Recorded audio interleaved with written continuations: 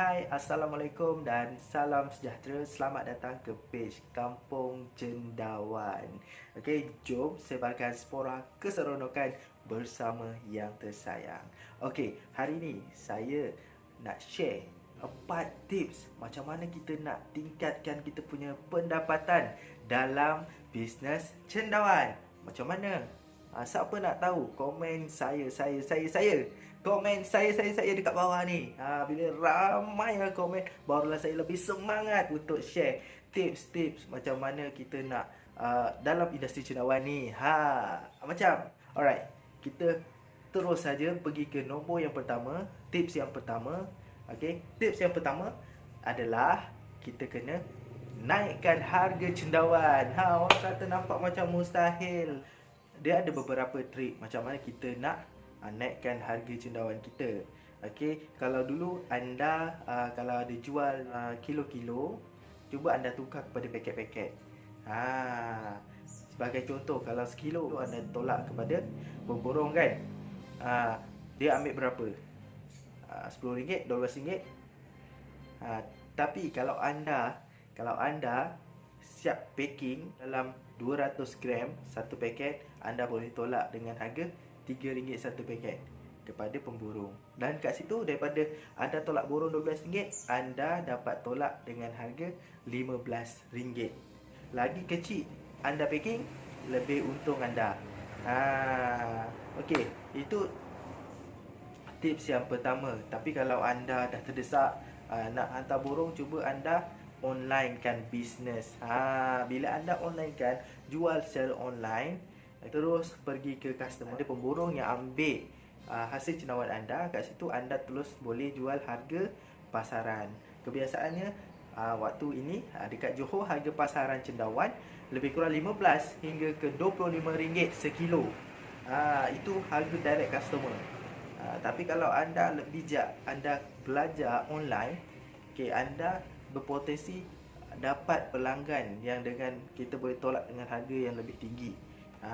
Okey, yang pertama tadi kita bungkus kecil-kecil. Yang kedua, kita pasarkan secara online kepada direct customer. Macam mana? Tak ada masa. Okey, kalau tak ada masa, anda boleh cari ejen-ejen, dropship. Sebagai contoh, macam selalu saya buat, saya cari akak-akak yang kerja kilang. Okey, bila akak-akak yang kerja kilang ni minta dia open order, kat situ kita dah kira macam dia sebagai dropship kita. Dia open order dekat kilang, and then kita ambil order dia berapa paket satu hari yang dia boleh buka. So kita akan hantar saja kat dia.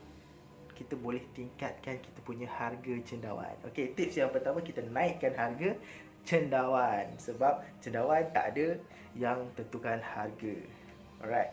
Okey, yang kedua, kalau kita nak tingkatkan kita punya pendapatan, of course lah, anda perlu tingkatkan hasil. Macam mana tak tingkatkan hasil? Of course lah, anda kena buat banyak lagi bongkar. Anda kena tambah lagi rumah cendawan. Kalau anda beli bongkar, anda kena beli lagi bongkar. Bila contoh, kalau anda dah ada 1000 bongkar, hasilnya lebih kurang dalam 700-800 kan? Kalau anda tambah lagi contoh 10,000 bongkar, daratlah 10, mungkin tu 5-6,000 sebulan. Kalau kita nak untung yang banyak, kita kena ada rumah cendawan yang banyak dan bongkar yang banyak, baru kita akan rasa duitnya. Okey, tips yang kedua, kena naikkan hasil cendawan dengan tambah bongkar. Okey, ataupun kita kena buat sistem yang lebih efisien yang boleh menambahkan penghasilan bongkar. Okey, sistem dan juga nutrien tambahan seperti serum-serum cendawan yang jual banyak dekat pasaran. Boleh cuba. Okey, yang ketiga, macam mana kita nak naikkan pendapatan kita daripada hasil yang biasa-biasa satu hari? Anda kena cuba tanam pelbagai jenis cendawan.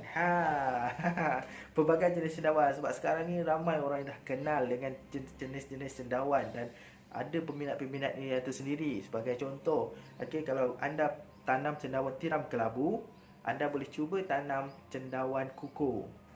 Cendawan kukuh ni harga dia sekilo RM60. Itu yang biasa, yang segar. Kalau yang kering, sekilo mencecah RM120 sekilo. Dan cendawan kukuh dia boleh bertahan sehingga 6 bulan hingga ke setahun. So anda tak berkejar-kejar untuk mencari hasil jualan. Anda tulis tolak je kepada ejen, RM40 sekilo pun jadi lah. Kat situ anda boleh tingkatkan, selain anda buat cendawan yang biasa tiram, anda buat cendawan kukuh. Ataupun sekarang cendawan telinga kera. Cendawan telinga kera, cendawan dusun. Dan harga dia pun boleh tahan. Dan ada peminat-peminatnya yang tersendiri. Okey, yang terakhir, tips macam mana kita nak tingkatkan kita punya pendapatan. Iaitu buatlah produk hiliran. Okey, macam kita dekat Kampung Cendawan, 3 produk yang kita dah run. Okey, yang pertama kita dah, of course kita jual cendawan goreng sendiri. Kita marketkan cendawan goreng kita, dan kita buat 2 jenis, iaitu cendawan goreng cheese dan cendawan goreng sambal kicap. Satu bekas dalam RM5. Okey, cerita pasal keuntungan. Okey, kalau kita jual goreng, kalau harga pasaran sekilo RM15, contohlah RM10 ke RM15. Kalau kita jual goreng, kita boleh dapat keuntungan untuk sekilo lebih kurang RM50, guys. Daripada kita jual secara borong ataupun jual kepada direct customer RM10-15, baik kita jual gorengan, kita boleh dapat dalam RM50 untuk sekilo. Kalau 10 kilo, kalau untuk perkembangan goreng cendawan, korang boleh juga buat branch. Okey, branch macam takoyaki, macam ayam gunting. Ada orang buka branch kan. So korang kat situ kena belajar cara macam mana kita nak marketkan kita punya cendawan goreng tu. Buatlah satu orang kata brand yang menarik. Macam kita akan buat satu brand khas untuk cendawan goreng saja. Kita buat Kampung Cendawan. Okey, Kampung Cendawan, cendawan goreng. Baik punya. Kat situ kita boleh buka branch. Contoh kalau macam saya dekat Kota Tinggi, saya akan pergi ke bandar, saya akan cari orang, kita akan buka satu kedai tepi jalan saja, jual cendawan goreng saja, ataupun kita buka sampai ke Johor, dan kita akan supply cendawan. Kita upahlah pekerja, ataupun kita cari ejen yang nak menjual. Kat situ kita boleh tingkatkan lagi harga cendawan tu. Another product, kita ada buat perkasam dan juga mash bite. Okay, perkasam cendawan pun lebih kurang sama. Keuntungan dia kita boleh dapat sehingga ke RM50-60. Dan kita buka ejen juga. Macam tu. Sama juga dengan mash bite. Mash bite kita boleh dapat lebih kurang RM50 ke RM60 juga. Semua sama. Okey, daripada cendawan tu raw, kalau kita jual harga RM10 ke RM15, kalau kita buat produk hiliran, dia boleh mencecah sehingga RM50 ke RM60 mengikut jenis produk. Best tak best?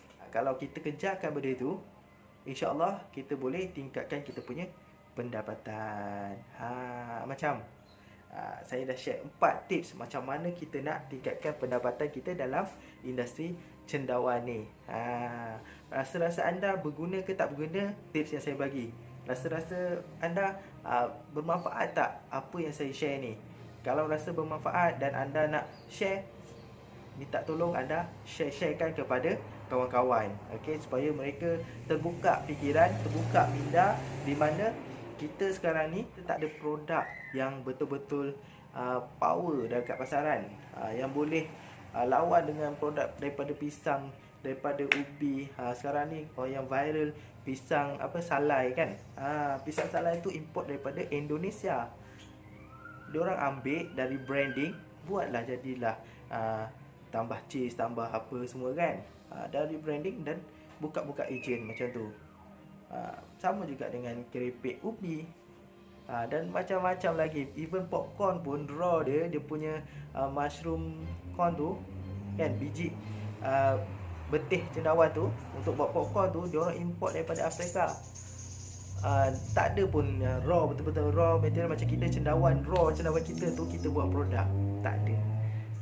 That's why hanya cendawan segar saja pun dah tak cukup. Ikhtiar kita akan cuba wujudkan banyak produk hiliran berasaskan cendawan. Okey, setakat ni kita dah ada blueprint, blueprint beberapa projek produk hiliran. Yang pertama kita nak buka branch cendawan goreng. Okey, cendawan goreng. Yang kedua kita nak promote lagi mash bite kita, keripik cendawan, dan perkasam cendawan. Perkasam cendawan pun kita dah jual agak banyak. Yang terakhir kita nak buat mash ball. Okey, mash ball ni berbola cendawan. Bola cendawan kita boleh jual pada orang yang jual cocok-cocok tu kan. Dekat pasar malam kita, dekat steamboat, yang jual cocok-cocok tu. Dan juga kita boleh buat goreng style IKEA punya. Apa ni? Berbola daging tu kan. IKEA punya meatball kan. Kita mash ball. Why not kita promosikan produk-produk berasaskan cendawan, supaya kita punya harga cendawan kita boleh tingkatkan, seterusnya menambah lagi kita punya pendapatan dengan bisnes cendawan. Okey, setakat ini itu saja perkongsian saya. Okey, jom saya bakal suara keseronokan bersama yang tersayang. Jangan lupa untuk like dan share page Kampung Cendawan, dan jangan lupa subscribe YouTube Kampung Cendawan. Assalamualaikum warahmatullahi wabarakatuh. Saya Azhari, CEO Kampung Cendawan.